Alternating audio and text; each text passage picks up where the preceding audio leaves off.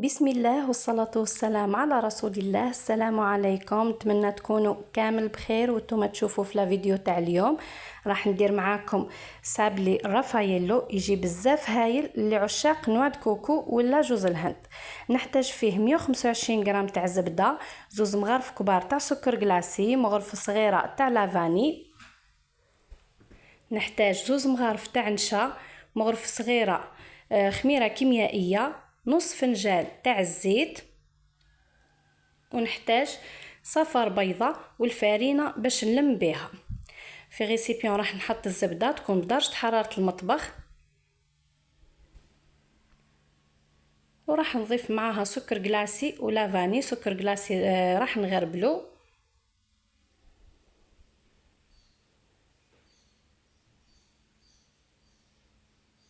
من بعد راح نضيف عليها الزيت، نص فنجان فقط تاع زيت، وراح نضيف معاه صفار بيضة.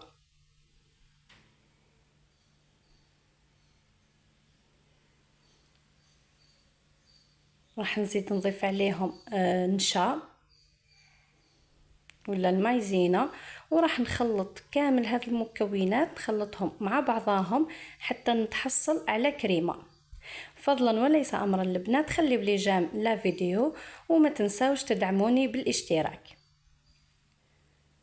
راح نخلط كامل هاد المكونات حتى نتحصل على كريمه، واللي تخلط بالفوي تخلط جيدا حتى يذوب كامل هذاك السكر. من بعد راح نحبس من الباطر، وراح نجيب الفارينه، راح نحط كميه تاع الفارينه ونضيف عليها مغرفه صغيره فقط تاع خميره كيميائيه، وراح نبدا نلم غير باطراف الاصابع فقط، ما نعجنوهش. كل مره راح نبقى نضيف في الفارينه، ما نضيفش كميه كبيره، راح نضيف بالتدريج باش ما تشيحش العجينه تاعي، خاطر كون تشيح لاباط تاعنا ولا تيبس من بعد سابلي راح يجي مشقق. هذه هي العجينه اللي تحصلت عليها، عجينه تكون طريه وما تلصقش في اليد. جبت كيس بلاستيكي وراح نغطيها العجينه، نحطها فوق كيس بلاستيكي ونغطيها بكيس بلاستيكي واحد اخر، وراح نحلها.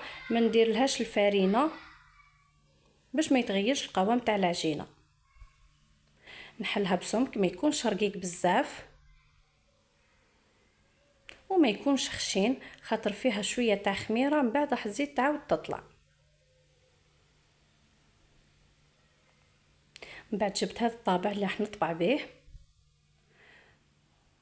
وراح نطبع كامل لاباط تاعي، ومره على مره نحط الطابع في الفارينه ونكمل نطبع. هذا هو السمك تاع العجينه. من بعد راح نحيها ونحطهم في بلاطو اللي راح ندخله للفرن.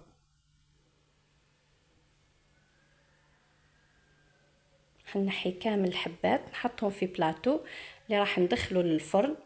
ندخله يطيب على 180 درجة حتى يدي تحميرة خفيفة من التحت. من بعد راح نطفي عليه. هاوليكم البنات بعد ما طاب، شوفوا كيفاش جا اللون تاعو. راح نحطه بجيه، ومن بعد ونخدم هذوك الكرات تاع الرافاييلو اللي راح ندير بهم التزيين من الفوق. جبت كميه تاع نوع كوكو ولا جوز الهند، وراح نلمها بالنيستلي، نيستلي بالحليب ماهيش بالكراميل، وراح نضيف عليه حوالي ملعقه صغيره تاع لاروم تاع جوز الهند، وراح نكمل نلم. بكل مره راح نبدا نضيف النيستلي حتى نتحصل على العجينه. اذا لقيتوها شويه جاريه ضيفوا لها شويه، اذا جاتكم يعني شويه خفيفه ضيفوا لها شويه تاع نوع كوكو، واذا كان جاتكم حكمه راحه بزاف ضيفوا لها شويه تاع النيستلي. مهم ان نتحصلوا على عجينه نقدروا نشكلوها بين يدينا.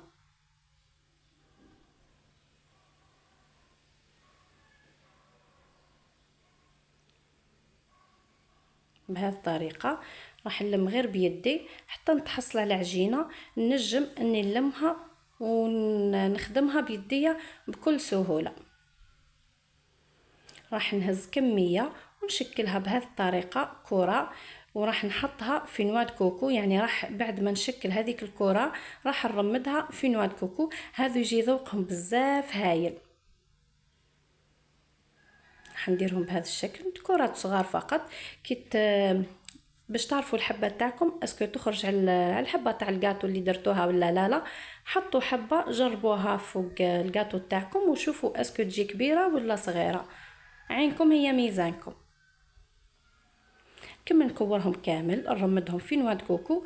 هام ليكم البنات يجيو بهذا الشكل. راح نحطهم بجيه.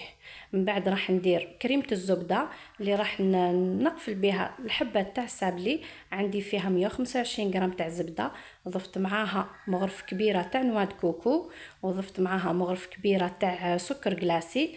ما كثرتش سكر كلاسي لاني راح نعتمد على النيستلي.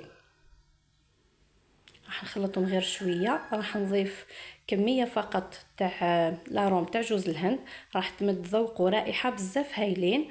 وراح نحط حوالي 2 مغارف كبار تاع نيستلي. راح نكمل نخلط كامل هذه المكونات مع بعض حتى نتحصلوا على كريمه.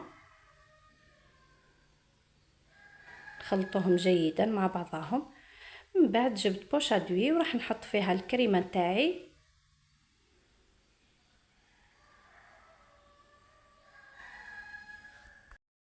وراح نبدا نحط كريمه الزبده اللي خدمتها، وراح نحط كل 2 حبات مع بعضهم ونعمر هذوك الفراغات. ونحاول اني نعدلها غير بصبعي فقط باش نحي هذاك الزايد تاع الزبده. من بعد كل 2 حبات راح نقفلهم مع بعضهم بهذه الطريقه.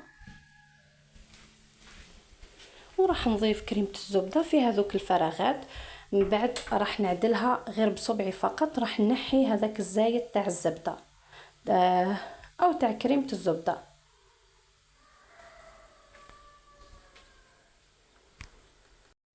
من بعد راح ندخلهم الكونجيلاتور. بعد ما نكملهم كامل فينيهم غير بصبعي برك راح نعدلهم.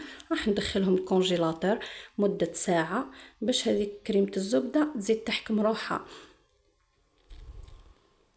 باش كي نعاود نطليها بالشوكولا ما تهبطش هذيك الزبدة. جبت 250 غرام تاع شوكولا بيضاء، قطعتها قطع صغيرة بهذه الطريقة. جبت كاسرونة فيها شوية تاع ما كيما راكم تشوفوا فيه باش عفوا البنات، باش الشوكولا تاعكم كيما معروف دايما انه الشوكولا البيضاء تفزد بالخف. باش ما تفزدش لازم البول ولا الصحنه اللي راح تذوبوا فيه الشوكولا لازم ما يلامسش الماء، يعني الماء يكون هابط على الصحنه. لازم الصحنه تاعكم ما تقيسش الماء هكا باش الشوكولا تاعكم ما تفزدش. ذوبتها فوق حمام مائي وكما قلت لكم الماء ما يلامسش لو بول تاعكم. ضفت لها 2 مغارف كبار تاع الزيت، واذا درتوا 500 غرام تاع شوكولا ديروا معاها 4 مغارف كبار تاع الزيت. من بعد راح جبت فرشيطه نحط فوقها الحبه تاع الكاطو، راح نخبطها غير شويه برك باش يتنحى هذاك الزيت تاع الشوكولا. وراح نحطها. بعد ما نحطها فوق البابي كويسون راح نمشيها بهذه الطريقه كيما شفتوا. راح نمشيها شويه باش من بعد ما تديرليش هذاك الزيت اللي يجي من تحت تاع الشوكولا بعد ما تهبط. راح نخبطها غير شويه فقط. من بعد راح نحطها كيما هك البنات قلت لكم تمشيوها فوق البابي كويسون باش من بعد ما تدير لكمش هذاك الزايد من تحت. راح نكمل كامل نطليهم بالشوكولا، والحبه اللي نطليها لازم ننفضها شويه من الشوكولا هذيك الزايده ونحطها. بعد ما كملتهم كامل جبت كميه تاع شوكولا وراح ندير فوق الحبه تاع سابلي بعد ما تكون نشفت، وراح نحط فوقها هذوك الكرات تاع الرافاييلو للتزيين فقط. راح نحط فوقهم كامل. من بعد نحطهم في الكيسات. هم ليكم البنات بعد ما كملتهم. نتمنى انه الوصفه تاع اليوم تكون عجبتكم، وصدقوني بزاف هايله خاصه للناس اللي يحبوا ذوق جوز الهند ولا نواه كوكو، تجي بزاف بنينه. ما تنساوش البنات خليوا لي جيم لا فيديو واشتركوا في قناتي وفعلوا زر الجرس باش يلحقوكم الفيديوهات اللي نحطهم. مع السلامة ودمتم في رعاية الله وحفظه.